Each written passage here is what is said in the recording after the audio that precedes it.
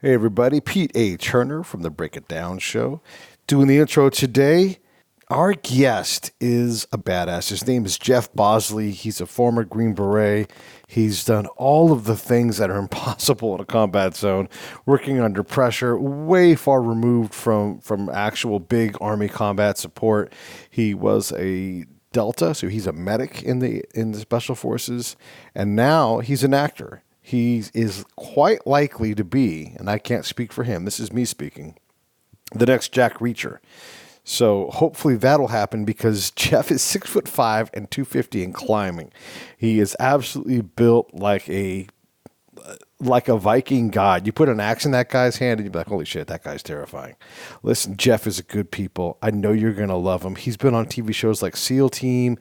He's been a co-star on Ray Donovan. But he also is a funny dude. He's not just this axe-wielding beast or this SF warrior all the time. You can see him in a bunch of things. Either way, Jeff Bosley's going to come on and talk real quick, some business. Please share, follow, rate, review, all of those things. But most importantly, I want you to interact with me. Send me your picture, Pete@breakitdownshow.com. Send me your picture for the fan pics, and I'm going to start building a fan graphic that we're going to start to share because you all represent the show too. This is our show. We're a worldwide show. Send me your pictures from Denmark, from Germany, from Japan, from China, Russia, India, listeners all over the planet, over 80 countries actively listen. I want to hear from you guys. The UK kicks it. Ireland kicks it. France. I think Philippines, Indonesia. I'm going off the top of my head here. I'm not looking at the list, but there are so many places. Obviously, the U.S., Canada, Mexico, Brazil, all of these countries, you all are out there. Send me a picture. I'll throw you into the graphic, and we'll build something really cool. SaveTheBrave.org. Donate tab. Click and hit a number, $25 a month, whatever it's going to be. Help us help these people out. These are good warriors. These are good people. Speaking of good warriors and good people, here comes Jeff Bosley. Lions Rock Productions. This is Jay Moore. This is Greg Proops. This is Jordan Harbinger. This is Dexter from The Offspring. This is Nathan This East. is Sebastian Younger. This is Rick Marotta. This is Stuart Copeland. This is Mick Gillette. This is Andy Summers. Hey, this is Skunk Baxter. This is Gabby Reese. This is Rob Bell. Hey, this is John Leon Guerrero. Hey, and this is Pete A.Turner. Hi there, everybody. My name is Jeff Bosley. I am trying to be the next Jack Reacher post Tom Cruise, and you are now listening to The Break It Down Show with Pete Turner. And now, The Break It Down Show with John Leon Guerrero and Pete A. Turner. Yeah, the Jack Reacher thing, man. So you are, what, 6'5", 225? Oh, goodness. No, I'm 6'5", and I weighed in this morning at 254. I'm trying to get even bigger for this role that I hopefully get. So, And the old Jack Reacher is 5'5", $112. yeah, the opposite, the antithesis of that. That's the old Jack Reacher was kind of like the new Jack Reacher's breakfast. And I so, guess, yeah.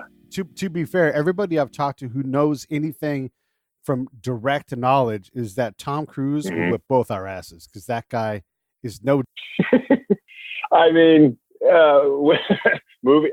I don't know, man. I'd hate to beat that guy in real life because he's taken some sort of serum that can defy logic. So for all I know, waste us with some sort of special Scientology juice. Somebody that does that many stunts at that age, and I can barely get out of bed in the morning. I'm going to keep a respectful distance just to be safe. You know, those small guys, it's like pissing off a Chihuahua. You know, they'll bite your ankle, something fierce. Obviously, someone of your size could overwhelm him with size in a lot of ways, but he is so singularly focused when he works on a project. It's incredible. That's exactly it. Yeah. You know? And that's the thing is at the end of the day, I mean, obviously there's a little bit of, I don't even want to say rivalry because the rights aren't his anymore. So I say this as a movie geek. The dude is, I can't fault that level of obsession. I mean, for anybody that's come from a career you've had and the one similar to mine, I respect that laser of, almost bordering on like OCD. I can't fault that. If anything, I'd like to emulate it. I mean, like I said, I can barely get out of bed, and that guy finds a way to run 200 yards in every movie. So, and he's a kid's dream come true. In that, sorry, my headphones just took a crap on me. He's a kid's dream come true. He's like, I want to make movies, and he basically plays action hero in all his movies since he does all his own stunts. So, I mean, what little kid doesn't want to do that stuff? So it blows my mind. I'll watch his movies like a fan all the time and just be like, oh my God, how did he do that this time? So yeah. Even like this last Mission Impossible, when he does the roof to roof jump and breaks his leg, and that shot makes it in the movie. Oh yeah, jaw drop. And I mean, it's like, God, this guy's living his dream, playing pretend. And I mean, I don't know about you, but as a little kid, I was doing the same crap that I shouldn't be doing. That I'm lucky. I look back on going, how am I still alive? Yeah. And he's doing it as an adult playing pretend. You know, there is, on the business side of it, there is, you know, I'm kind of like my own worst enemy in this weird dichotomous existence in Hollywood, in that I look at a lot of stuff through business eyes too. And on one note, there's a lot of stunt community people, I guess, that have a little issue with him doing all that, because Tom Cruise breaks his ankle and the production shuts down. And, you know, next thing you know, everybody's out of work. Hey, this is Pete A.Turner from the Break It Down Show, checking in real quick to ask you this. John, Scott, and I all support Save the Brave with our time, our location, our effort, and our money. Each month we give a small amount. Do the same with us. Go to savethebrave.org, click on the donate tab, pick an amount that you want to come out each month, and they will handle all the rest. I stand behind these folks. Thank you so much. Let's get back to the show. Tom Cruise breaks his ankle and the production shuts down. And, you know, next thing you know, everybody's out of work because he insists on doing a stunt that really, at the end of the day, could we really see that was Tom Cruise's face for that part of the stunt? You know, did he really have to do it? And so, like, there's this huge debate about those kind of things, you know, like him jumping out of the plane. At the end of the day, you know, with digital effects and all that, it's a cool marketing thing that we all know he did it, but does he have to put a production at, you know, put like some poor crew member that, you know, needs to make his minimum wage to go and take care of his kids, and the whole show shuts down. And but at the same time, like I said, I'm a hypocrite. The kid in me is like, that's awesome. Yeah. I want to do that. Yeah. The other thing is that Tom Cruise put his own money up for that movie. And if you go work for him, you know that he's going to do this. So there is some accepted risk, you know? Exactly. Yeah. I mean, at the end of the day, you know what you're signing on for. So, I mean, again, that's why I'm like, I respect him as, you know, as a movie making kid. I'm like, well, God, good on him. I mean, I mean, not to be all circular, but that explains the Jack Reacher thing. Is I can't speak on behalf of what happened behind closed doors in the meetings, but it was Skydance and Paramount, and his name is in a lot of the producer credits for the Jack Reacher movies. And, you know, at the end of the day, it's like the military, you know, the lowest bidder wins the contract. At the end of the day, he got the contract for the movies, and, you know, that's how he got the movies. So I guess you can't really fault that. You know, it's just the nature of the beast. Let's go back to your beast a little bit. So you're a Green Beret in the past, and what were you? Were you combat arms before that? No, I did the street Green Beret thing, the street to Green Beret program, 18 X-ray, whatever you call it. Yeah. So like, we did go to, you know, 11 Bravo, you know, infantry, one station unit training, infantry MOS. I enlisted so old. I was just under 30 when I chose to enlist. I had a huge debate on this, you know, big come to Jesus. Like my best friend, he was 11 Bravo, probably my biggest confidant. And when it came to military advice, and really it was a catch-20. It was a huge debate as far as what route to go. And I chose the route of, look, I'm older. I'm a little bit more broken. I think I can compensate for my lack of, you know, becoming an 11 Bravo as an 18-year-old with my age and maturity and life experience. And so that's why I went that route. Right.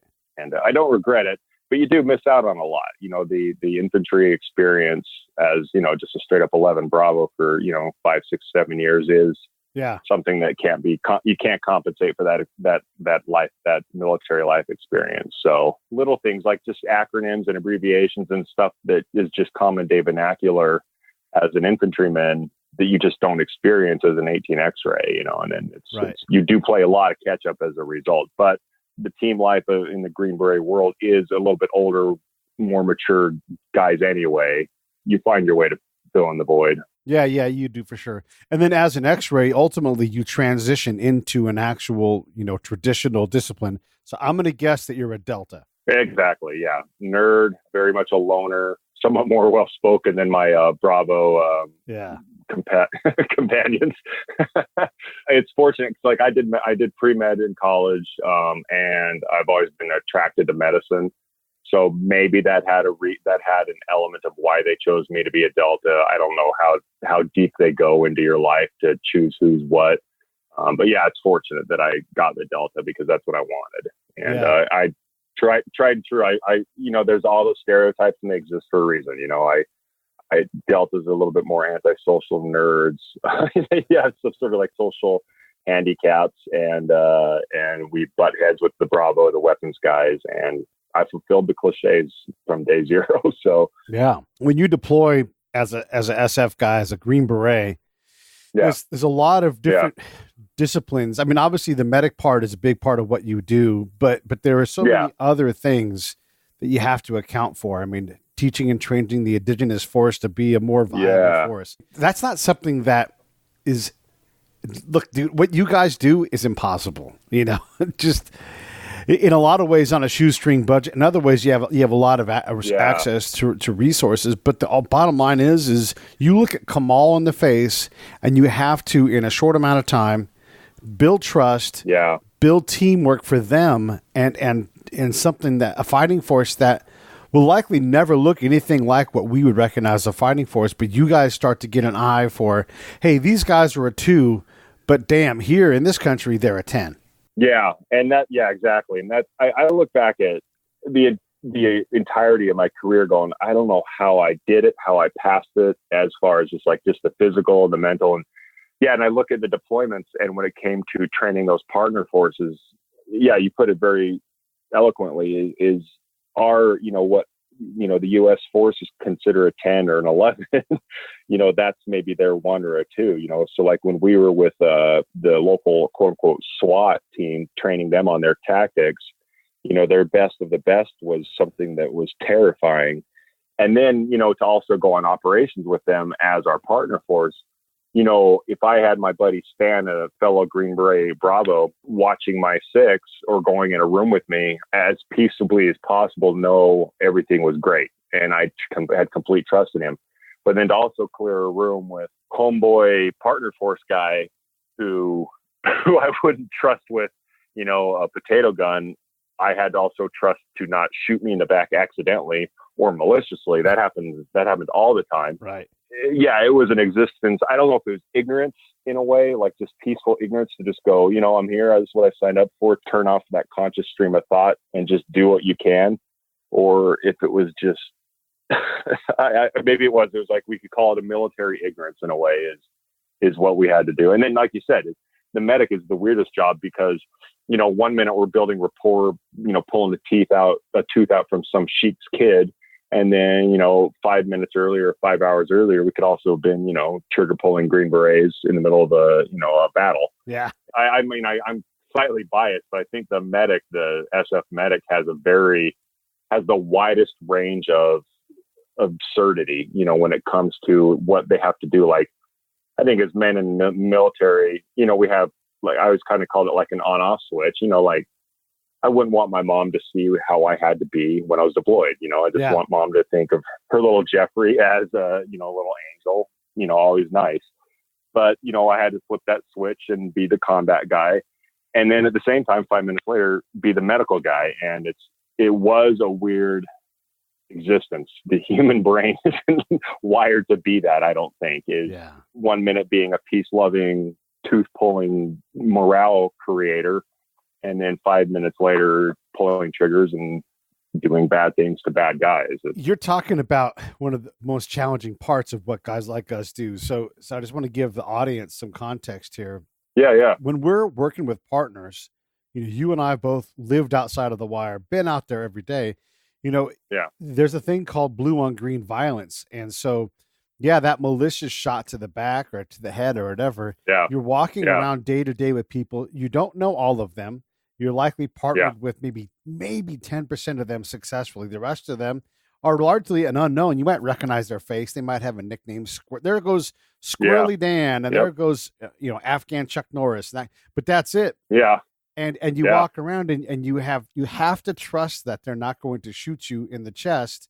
Yeah. But then somewhere in the country, about once every 3 months, someone gets shot in the chest and killed. Yeah. I mean, that was the thing, is I had an informant because, like, we also had you could call them, we joked around, a couple of our guys called us, Jason Bourne teams, where we would actually do a little bit of the intelligence gathering part of special forces. And, we'd have informants. And at the end of the day, just to put it bluntly, is we were finding guys to be traitors to their own country. Right. And at the end of the day, that's what we were doing. And so there was an element of intensity to that relationship because, they're stressed out of their mind and all that.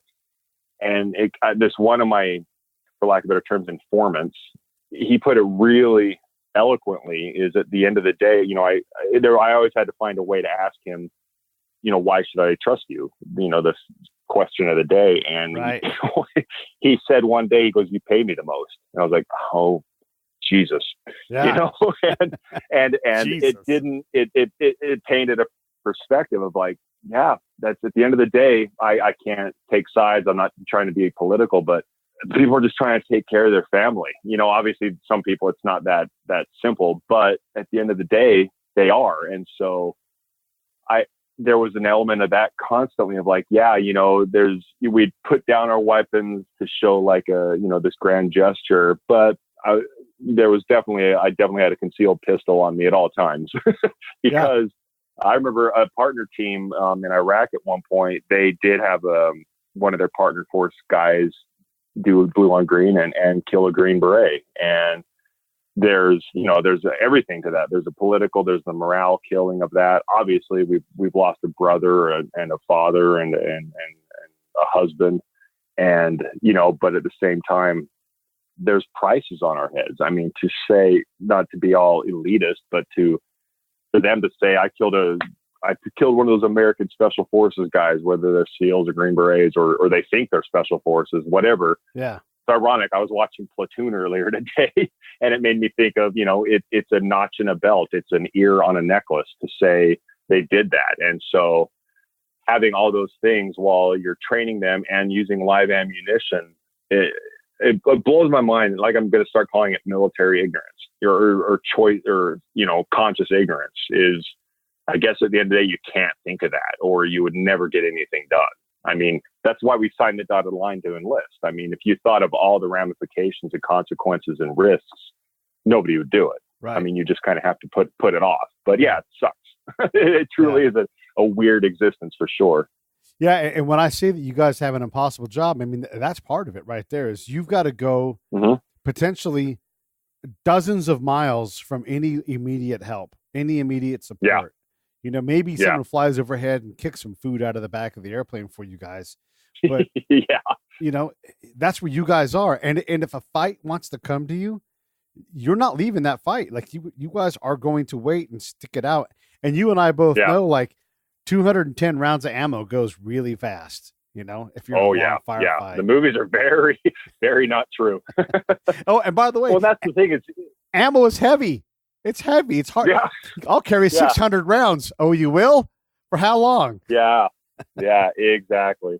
Yeah. And that's the thing. I mean, it is a weird, because you'll hear all these amazing hero stories of an ODA. And for the listeners that don't know, that's just the operational unit of a Green Beret team, anywhere from sometimes it could be 3 to 4 guys up to 12 plus, and you'll hear it with SEALs too, or whomever, small force holding off a large platoon of an enemy, contact. And you'll hear that. And guys like you and I, or anybody that's served, sits down and does gives them a pat on the back and the due credit. But if you really think about what that takes to sustain a battle against a massively large outnumbering force with that doing a round count, like you said, even if you're rolling with gun trucks and you have bags of ammo in the back, to sustain that and be willing or being ready to, or not having that sort of ammunition support. Yeah. And having to let's just paint a picture. You're training with a partner force. There's countless times where it was just me and, like, if it was a medical and weapons training day, it would be me and the Bravo Green Beret. Just me and him with literally a platoon of our partner force. This sounds very passively racist, but I don't mean it to. A lot of times, like you said, unless they're frequent guys where you recognize their name and you give them a nickname and all that, I would say 6 times out of 10, there'd be new faces in that platoon all the time. And I had no idea who they were. And that's not ignorance on my part. That's not poor planning on my part. It's just, they rotate in and out constantly. And I mean, let's just be honest. If the roles were reversed, that'd be amazing time to infiltrate and eliminate the enemy. And in that case, those two Green Berets sitting there outnumbered would be the enemy. And, and depending on what we're doing or how we set aside our M4s and put those aside, we only would have our pistol. And if that stuff went south, it's a shitstorm waiting to happen. I mean, we have, especially on like live ammo training day, all they have to do is about face, and we have anywhere from 7 to 20 AK-47s pointed at us. Right. And the fact that could always happen, and the fact it doesn't more, it's just dumbfounding. It's there's no right answer. But like you said, it's a constant. It's a constant idiocy of existence, basically. Yeah. I was on a camp for a while, and I know the intel reports. I am an intel guy, and we had a blue on green thing. And so you're just waiting for the next one. It's going to happen. We'd already had one in our region, so, and when I say region, I mean like in our county.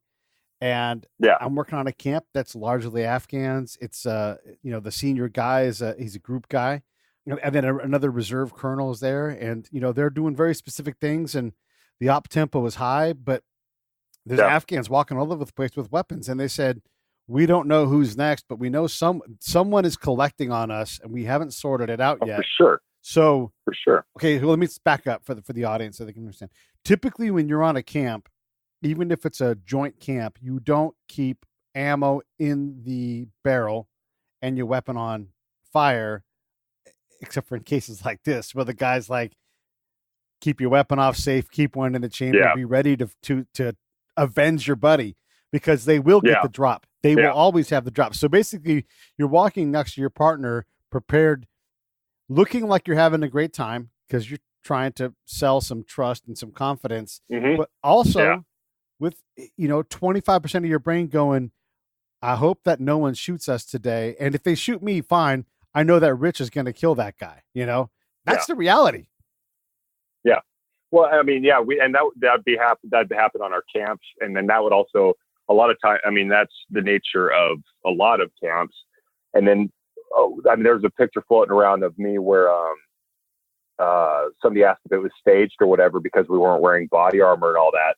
And that's a lot of things people didn't understand, is like, we'd go have these meets with local warlords or whatever they were at the time.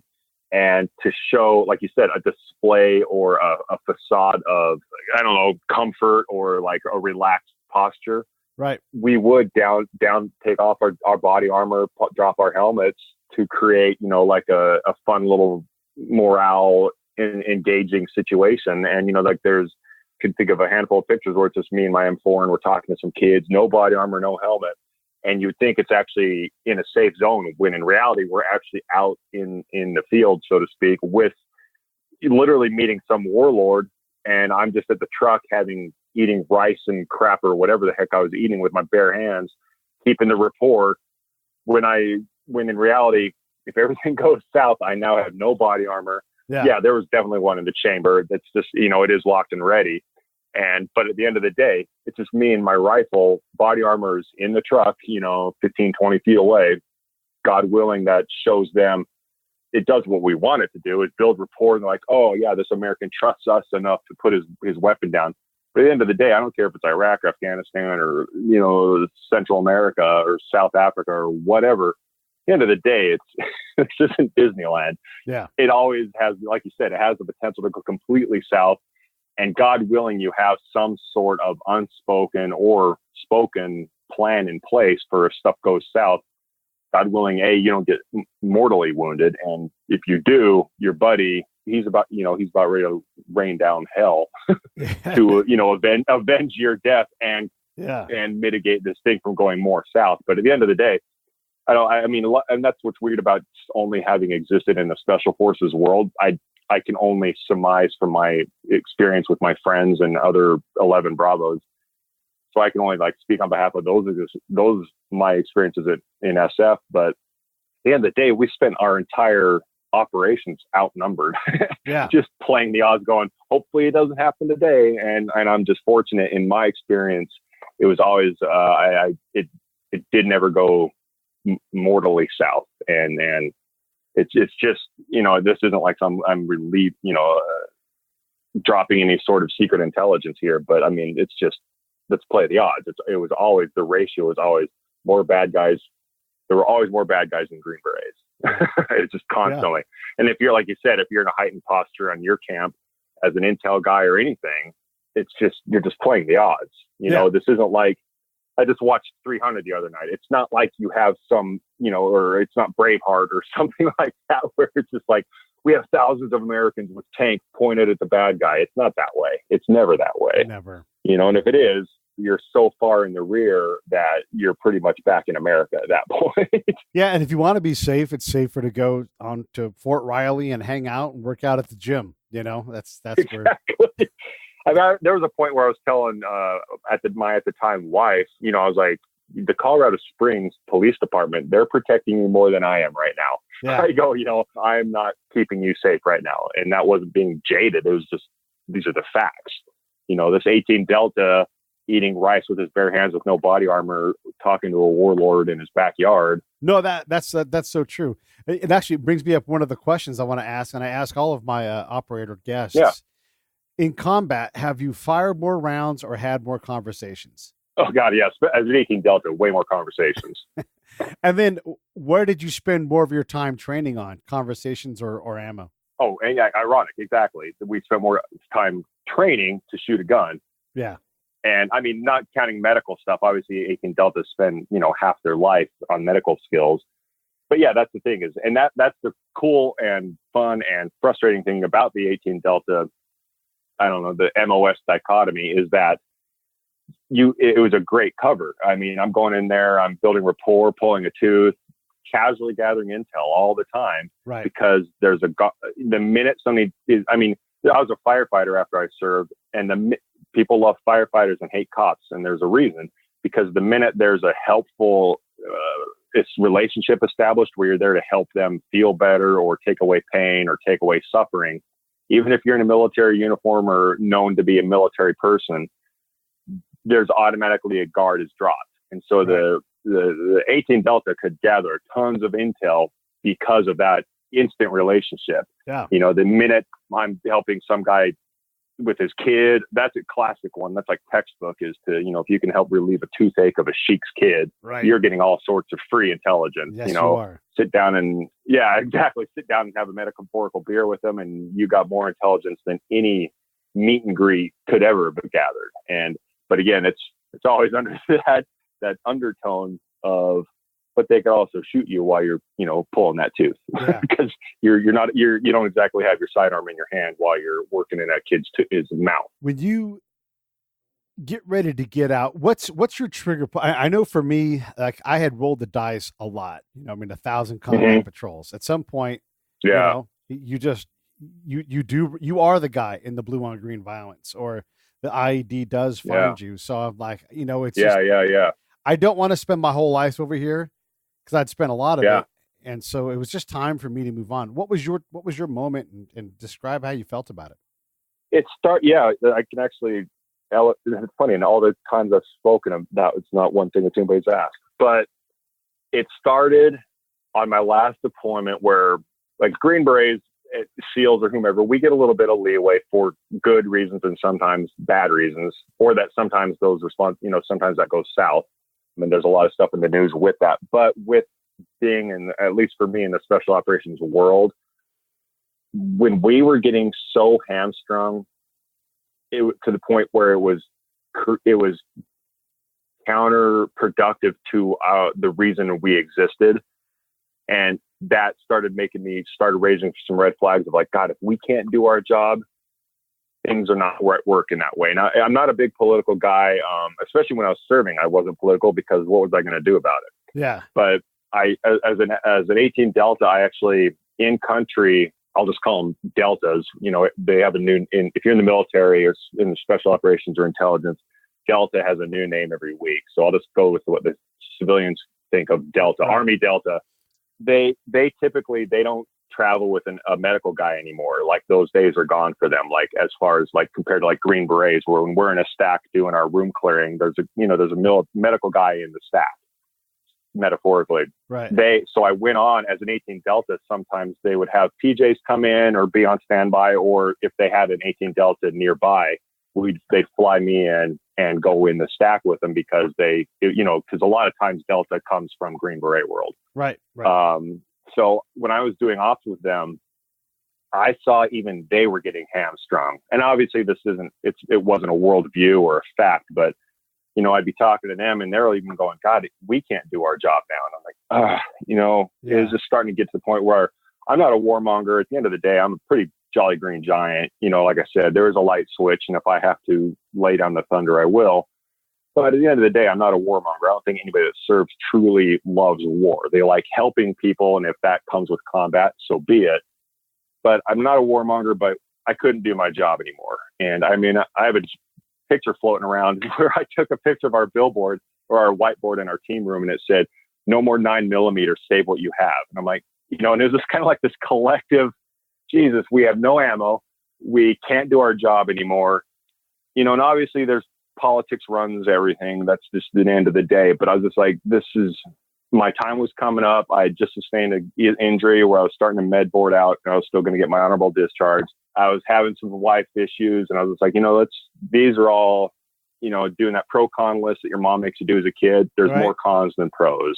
So I opted out, and called it a day at that point. With those little red flags were just adding up where, and I don't know about you, but there's still not a day I don't miss it. But there's a difference between missing it and regretting your decision and just missing it out of like kind of a nostalgic respect. Yeah. I don't miss it and regret getting out. But, there's not a day I don't miss it, especially because I went to pretty much the polar opposite existence of Green Beret team life to Hollywood, so I miss it daily more than I could have ever imagined. Those moments were the ones that made me go, I'm done. It's good. I'm out, and I still keep in touch with a lot of instructors I had or still serving Green Berets. And fortunately, in a sad way, those decisions are reinforced in a lot of conversations I have with them where I go, okay, good. I did sense the pulse I sensed was pretty accurate for me. Yeah. It's not that the job sucks and everybody's miserable that's a Green Beret, but all the things that were red flags for me have been proven to be red flags, sustainable red flags. Right. So yeah, that was it for me. So, okay, you come back, you start med boarding and, that whole process. But at some point you've got to decide what's next. It sounds like what's next was not acting at the time. You went to go do something else, but how did you get to this point? I mean, this is not a rational decision, just so you know. God, no. No. I'll tell you that 24/7. It is absolutely irrational. I knew I'm still, at this point I was late 30s and I was raised by a doctor. And so I was still, even though Green Beret world is not practical, it still has a sense of control over your destiny. If you work your ass off and you do well, you can become a Green Beret. There's a sense of control. And I still knew I needed that practicality where, what you get in, you get out. And I knew I wanted that brotherhood and that camaraderie. And kind of the way Green Berets and Delta, I sensed they couldn't do their job anymore. The world of law enforcement, they can't do their job anymore, right, wrong, or indifferent. And so I definitely didn't look at being a police officer because I didn't want to be in my late 30s, almost 40s, being the new guy in law enforcement. Yep. And in the current climate of law enforcement, again, I'm not a warmonger, but every cop I knew, they're like, God, I can't do my job anymore. And so I was like, absolutely could not go into law enforcement. I kind of looked at contracting, but I was trying not to get on the deployment cycle anymore. Yep. And so firefighting, I was a volunteer firefighter in college at one point, and I loved it. I loved the community relations. I loved the lifestyle. It was the same little brotherhood, or sisterhood, camaraderie of, 4 people on a shift, 4 to maybe 6 people, depending on the house. So while I was actually discharging, I tested and started the fire academy. So my existence as I was transitioning out was very Ferris Bueller's Day Off. I'd do some crap in the team room and then I'd have to run to the fire academy. And it was very, not shady, but shady to pull off both existences. Because I couldn't stand having downtime like that fear. I completely empathize with the fear of transitioning for people that have a break between serving and then their next job. Because I had to overlap. I couldn't fathom, even financially, I couldn't fathom going from a 10 to a 0 and then back to another job. I had to overlap. And so to me, that firefighting was the practical step. It fulfilled a lot of my check marks. The little kid in me always, like, if I had to pick, I knew I wanted to play Army in the real, like for real. And the little kid in me always wanted to be in movies. But the practical upbringing always combated that whimsical crap. And so I always stuck with practical, whether it was college or military or firefighting. And then, so that's how I transitioned into firefighting, was I needed that practicality. And then just through enough life moments and a couple of hippie universe crap things, I finally said, screw it. It's just me and my dog. Let's do this Hollywood crap before it's too late. And then I did the polar opposite of practicality, the thing I vowed I would never do, which was pretty much sell everything I owned and pack the car and move to LA, which is the opposite. And it did. Still, I probably have 16 ulcers to this day for having done that. Okay. When you decided to deploy yourself to Los Angeles to go break into acting, talk about that warno when it comes down, because there's a day when you're like, I might actually do this. Because 2 days before that, it probably wasn't a reality. But when you give yourself that warning order, or that op order starts to form up in your head, talk to me about when the impossible, the irrational became. I mean, I know you and your dog and, all odds, but before that, there's a moment of reason, and reason loses. Yeah. Talk about that. A lot of my life decisions, and I think a lot of type A men are probably the same way, is when there's something so out of realm of reality or practicality, you have to. I don't have a huge circle of friends. I'm not a big social person, but the people I do are very small and quality. And, we lean on those people for advice. And like, if my best friend says this and I don't get it, I'll trust his decision almost over my brain. I was at the point, it wasn't like I was in a dark place or anything, but I was kind of wandering. The fire department was going fine, but I was in LA actually because the firefighters, they work like 1 day a year. It's, their schedule's amazing. Yeah. So I was going back and forth to LA, still being practical, keeping my firefighter salary, but then when, on my days off, traveling to LA, picking up miscellaneous jobs, trying to get my fix. A handful of those close quality friends and I had spoken within weeks of each other about just my fears and my regrets and my fear and of doing like you said, dropping the practicality, doing making that warno and saying, all right, I'm out. And they all just gave me the advice and said, you got to do it. Just fuck it, go. I mean, you have to, or I hate regret. And I mean, that's why I went the Green Beret route, because I knew it. I always wanted to do it. And I would have hated myself for not having tried. Yeah. And it was a perfect storm of the right people in my life. Most of them, and I don't any disrespect to people that are better at this than me, but most of them are very hippie-ish and very good at that. Put it out to the universe crap that I'm very poor at. Yeah. But I also respect those people. And I knew at the end of the day that the baseline or the foundation or the template matched why I became a Green Beret is if I didn't do it, I would regret it. And to me, not doing something out of fear is the same as quitting. Yeah. Like it's almost giving up. It's preemptively giving up. And I hate, I'm sure a lot of you and a lot of people are the same way. The words give up just make my soul bleed. Hey, this is A.Turner from Lions Rock Productions. We create podcasts around here. And if you, your brand, or your company want to figure out how to do a podcast, just talk to me. I'll give you the advice on the right gear, the best plan, and show you how to take a podcast that makes sense for you, that's sustainable, that's scalable, and fun. Hit me up at pete@breakitdownshow.com. Let me help. I want to hear about it. The words give up just make my soul bleed. I didn't drag it out because I think the more you drag something out, the more you'll start to question, especially doing something so absurd and stupid. Yeah. The more I would drag it out, the more my practical brain would have time to regroup and question my thoughts and question what I'm doing. And so just like anything else, I went at it at a 10. I resigned pretty much. And this is like a very couch night show or talk show answer, but all those hippie friends made the right comments and the right suggestions. I saw a Jim Carrey commencement speech on Facebook, and one of his lines his father said to him was, "Don't live a life of fear disguised as practicality." And I was like, oh shit, that's what I've been doing my whole life. Right.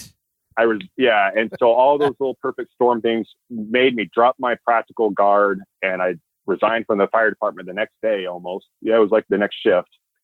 And I just went for it all out. I went on Craigslist and said, hey, come to my house and buy everything. I didn't even like set it out to buy. I went to Craigslist and said, here's my address. This is not really safe in this day and age, but I was armed.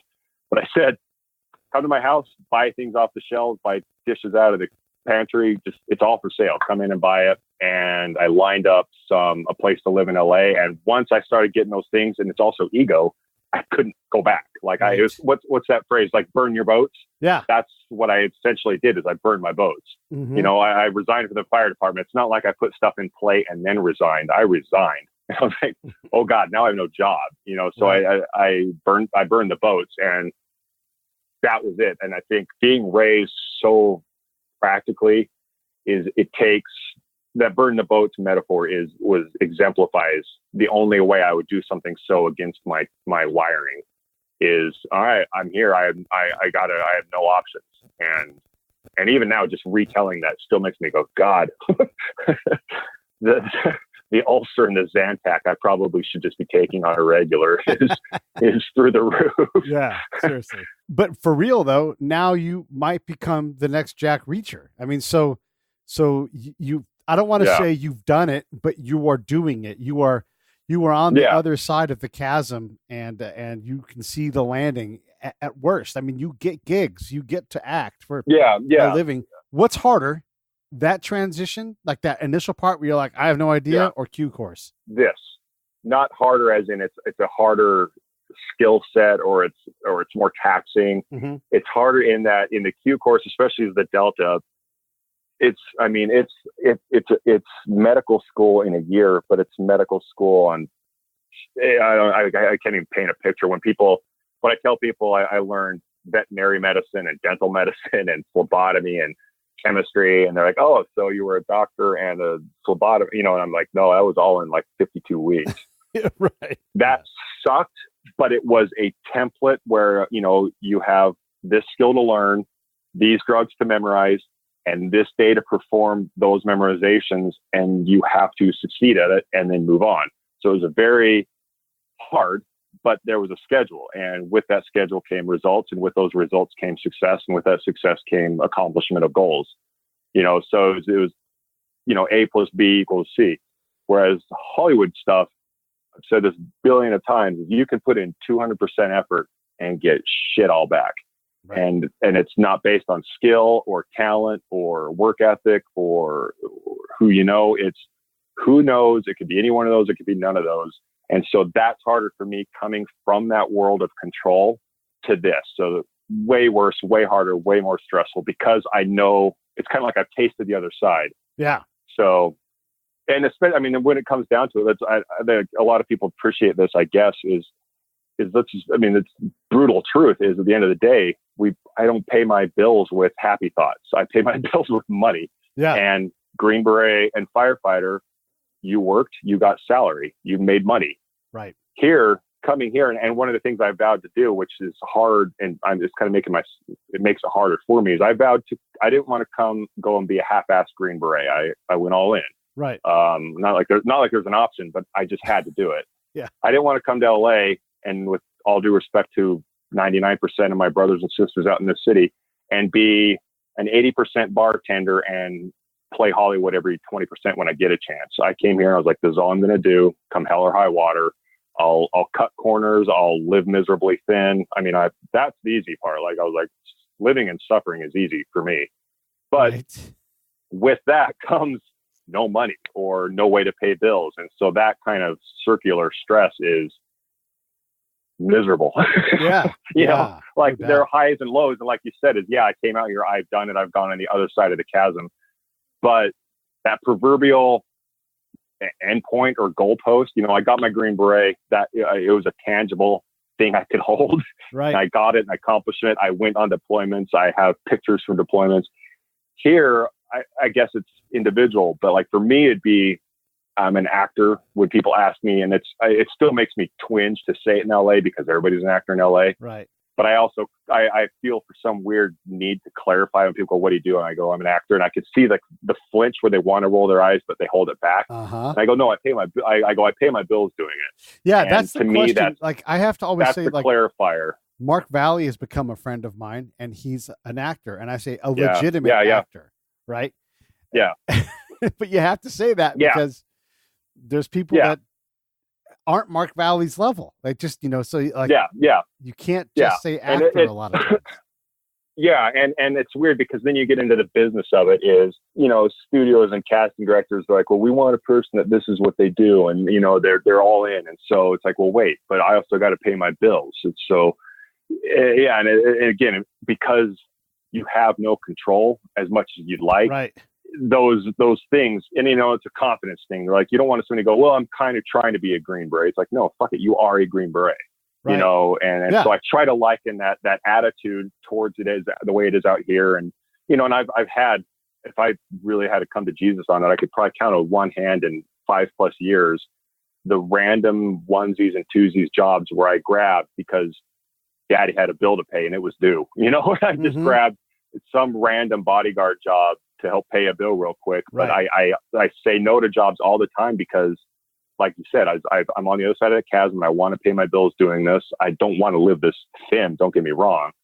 But the catch-22 is now, like your friend you said, is the more you get established. Like, let's disregard like the extremes, like the Tom Cruises and Mel Gibsons and all that.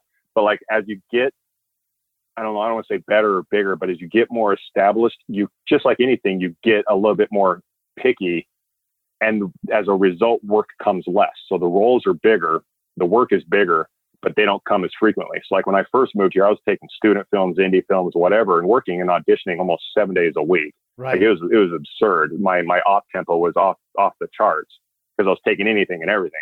But then you kind of work yourself into your master's class, if you will, or your master's studies or your PhD. Yeah.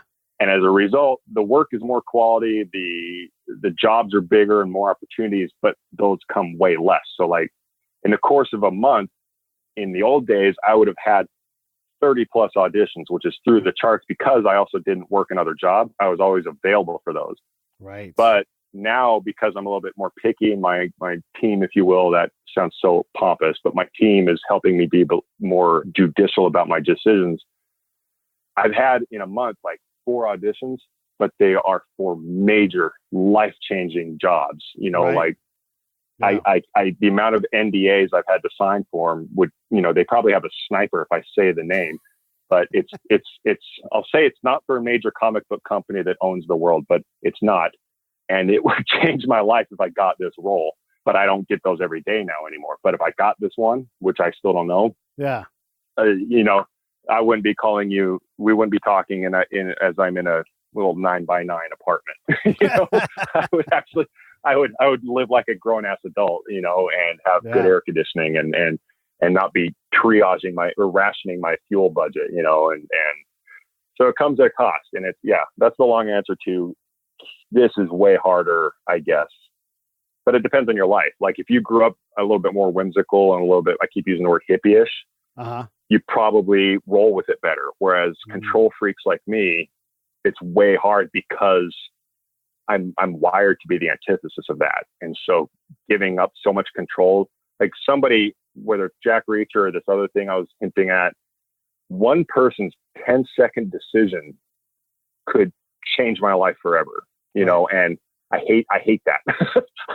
I hate that so much. Yeah. But I suppose, I mean, look, I know how us combat guys are though, right? So we've stood in a valley knowing that in real time, we've got live intercepts of radio communications and someone is there monitoring us. And they certainly have a tasking to blow up and kill Americans. They have that. So you've had someone looking at you going, yes, no, on your whole life. So, and I think that's the thing is I've said that, in the past is I don't think 18-year-old Jeff, because I think inherently I've always been wired this way. All the men in my family are this way, whether they're Green Berets or Hollywood wannabes, that we're all wired this way. So the 18-year-old Jeff that hadn't done the military and had that, like you said, somebody watching you or yeah, or like at least having comms established with you. The 18-year-old Jeff would have been destroyed by this city. But like you said, that perspective, like I frequently call it like my spectrum of suck is much wider, much wider now. So knowing what it's like to have comms with somebody, or knowing I have a support system in play, and knowing how I can deal without that from my experience in the military, makes the quote unquote hard days in LA a cakewalk. Don't get me wrong. After 5 years of being in a cush environment of Los Angeles, I kind of forget the worst days in the military really, really super sucked, whether it was leeches and ticks or food poisoning or, brothers getting shot or all that. That life was way worse. And obviously, I mean, again, acting, I'm not curing cancer. I'm not ever going to get on that soapbox and compare it to taking a bullet or ending a life or saving a life. Right. So I try to keep that spectrum of suck in perspective where, it's easier said than done. There are some days I have some huge pity parties. I'm like, oh God, because I'm like, oh, I remember when I was a grown ass adult Green Beret and had a nice house in North Carolina. Now I'm a boohoo wannabe broke actor in Hollywood that barely has a shed for a home. Yeah. So it'll be like a boohoo moment, but then this very conversation reminds me of there's way worse. There's not a day that goes by on one of my Green Beret forums where I don't see a Green Beret getting, killed, or anybody in the military for that matter, or firefighter. And I try to remember, like you said, that communications that has your back and all that, and what it was like and how good I have it or how much worse I could have it. And that I want to trademark in my book, if I ever write one, it would be called Hollywood Seer. Is I spend my life, or Hollywood psyops, I've applied so much of that military thing to how I try to roll with Hollywood. Because there's, like I said, 99% of it's out of my control, but that 1%, goddamn, I will live, eat, and breathe controlling that 1% that I can. And then however that happens, I'll do it. There is also something that guys like us can do, because we've slept literally on top of rocks and thought, man, I feel great. Yeah. I'm so comfortable on top of these rocks. Someone who's, and I'll just be straight and say this, someone who's softer, someone who doesn't know what a 36-hour day is, or when you come back from patrol and the boss looks at you and goes, we're going back out. And you're like, I just took my gear off. My traps are screaming at me. And whatever, we put in a dip, we go grab a rip it. We do whatever it is that we do. And we harden ourselves against these things. Yeah. I'll take on anybody that lives in Hollywood.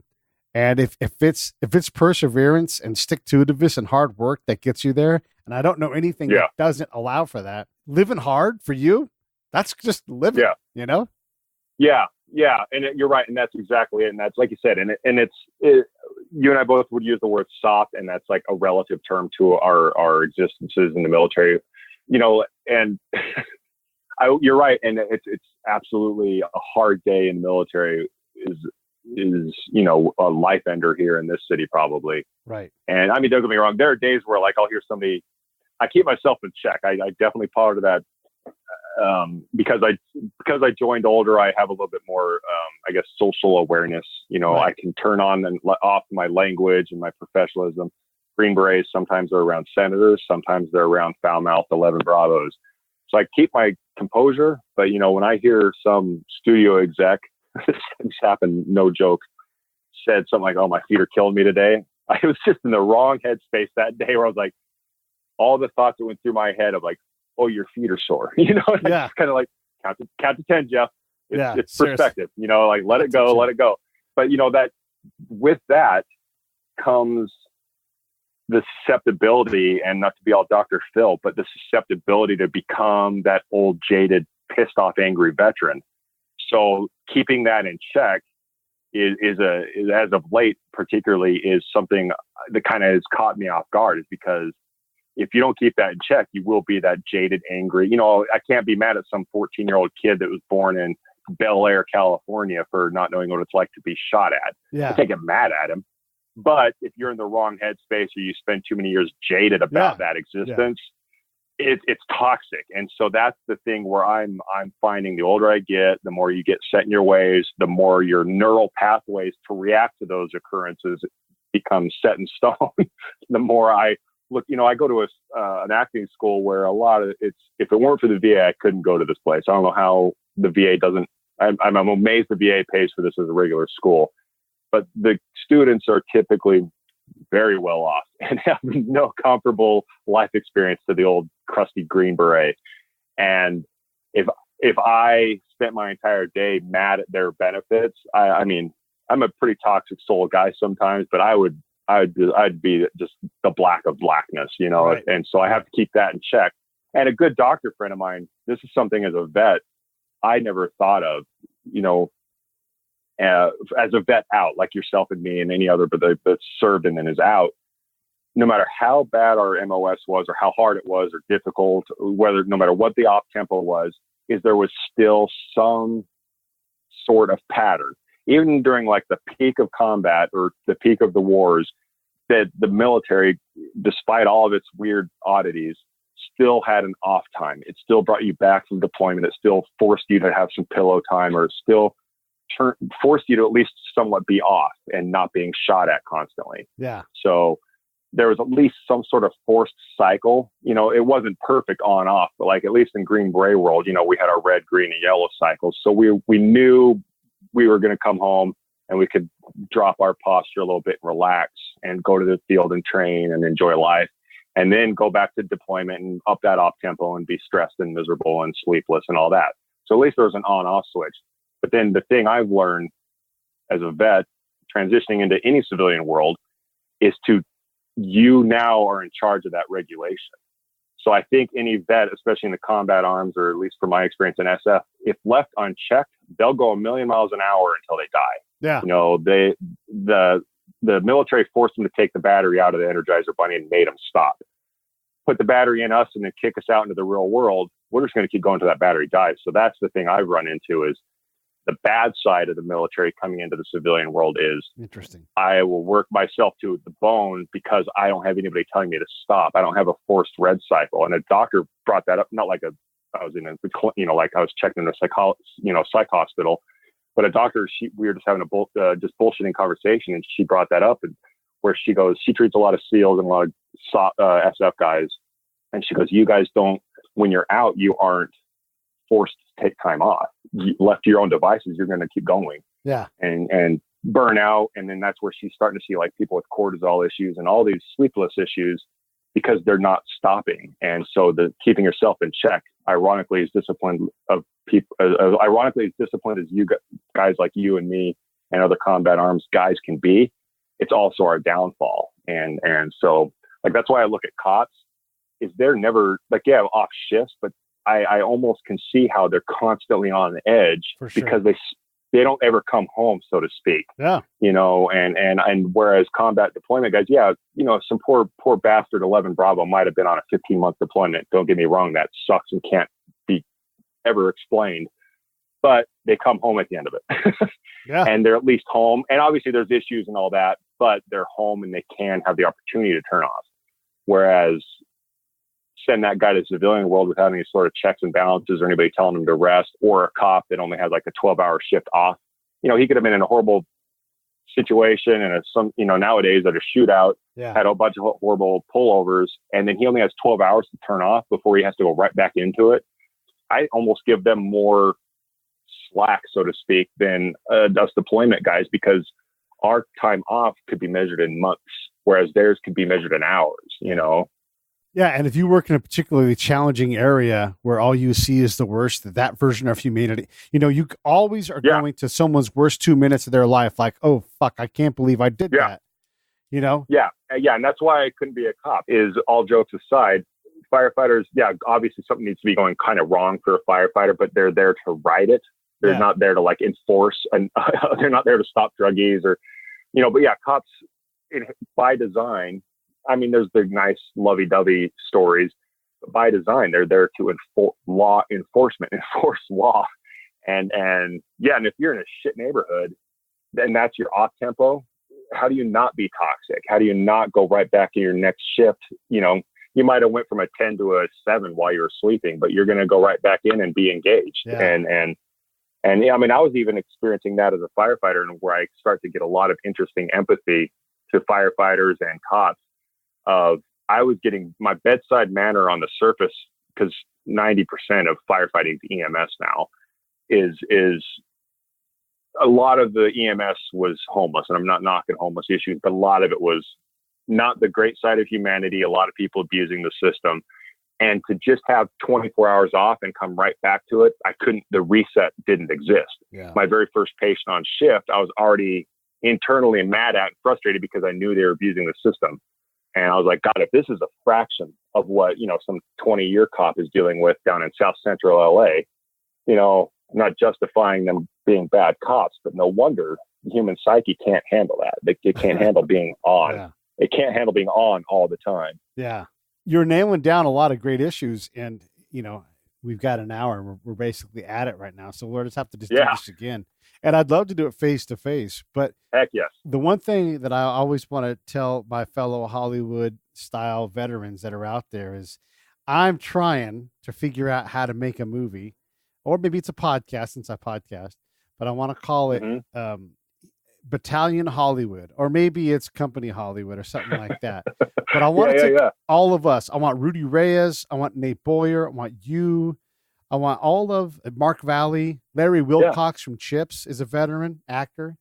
Yeah. Yeah. I want to do like a Force 10 Navarone kind of, Mission Impossible type movie. Oh, I love it. Right? Yes. I have to, and that's the thing, is why I want to quote unquote make it, is because you see these Hollywood people, and I mean, people can, I say this on recorded instances so people can hold me to it, but I see them buying islands in Greece or whatever. I want to do good shit with my money, like help charities. I have a lot of I'd like to do with that. But also I want to go, you know what? Let's do this, because at the end of the day, we could pull the trigger on this with the right amount of funds and just have a shit show of fun with it. Oh yeah. And that'd be that. Yeah. I mean, and that's the limiting factor. And that would just be, it's experience ideas like that where I'm just like, yes, why can't we make that happen? It's not like you just want to go pick up basketball with your friend in the backyard. There's a lot of moving parts, but I'm in. That sounds awesome. I love it. Yeah. We're going for 2 stars, and it's like Expendables, but with actual badass dudes, Don't get me started on Expendables. We're trying to wrap it up. All right, man. Well, listen, thank you so much for coming on. Everybody go check out. Just go to jeffbosley.com if you want to learn more about him. He's accessible and easy to get to. Yeah. Thank you, man. I really appreciate this. Thank you so much.